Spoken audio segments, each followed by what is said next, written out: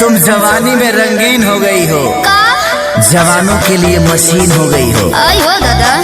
परमाणु बम फेंकबा कहाँ ब्यास?